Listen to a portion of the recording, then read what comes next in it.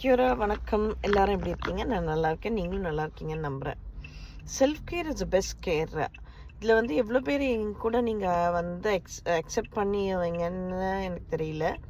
But ஆனால் என்னை பொறுத்த வரைக்கும் வந்து எவ்ரி ஸ்டேஜ் ஆஃப் லைஃப் வந்து ஹியூமனுக்கு வந்து ஒரு செல்ஃப் கேர்ன்றது வந்து ரொம்ப முக்கியம்.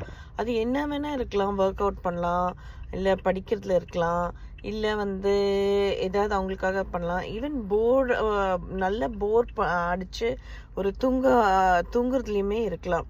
ஆனால் நான் கண்டிப்பாக அது வந்து ஃபோன் நோண்டுறதுல இருக்கிறதுன்னு சொல்ல மாட்டேன். எனக்கு வந்து பார்த்திங்கன்னா உங்களுக்கு எல்லாமே தெரியும். என்னோடய ஃபாலோவர்ஸ் எல்லாம் வந்து வீடியோஸ் பார்க்குறவங்களுக்கு நான் எப்போவுமே வந்து வாரத்தில் ஒரு வாட்டி ஐ கேட்சப் வித் மை ஃப்ரெண்ட்ஸ். ஏதாவது ஒரு ஃப்ரெண்ட்ஸுன்னு இல்லைனாலும் ஒரு ஃப்ரெண்டு கிடையாது நான் கேட்சப் பண்ணுவேன்.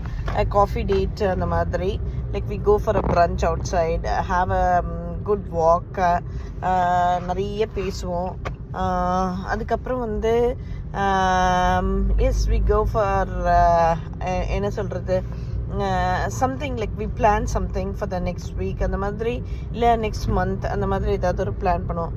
சம்டைம்ஸ் இந்த செல்ஃப் கேர்ன்ற இதில் வந்து நான் ஈவன் வீட்டில் படுத்து சும்மா தூங்குறது கூட நான் ஒரு செல்ஃப் கேர் தான் சொல்லுவேன். எனக்கு இப்போ ஒரு 2 days ஆஃப் இருந்ததுன்னா, 1 day நான் மட்டும் வீட்டில் இருக்கேன்னா I always see that I have a very good sleep. எல்லோரும் ஸ்கூலுக்கு போயிட்டு ஹஸ்பண்ட் வேலைக்கு போனதுக்கப்புறம் வந்து நல்லா தூங்குறது கூட நான் ஒரு செல்ஃப் கேராக நான் சொல்லுவேன். ஸோ எவ்வளோ பேர் இதை வந்து நீங்கள் கடைப்பிடிக்கிறீங்கன்னு தெரில.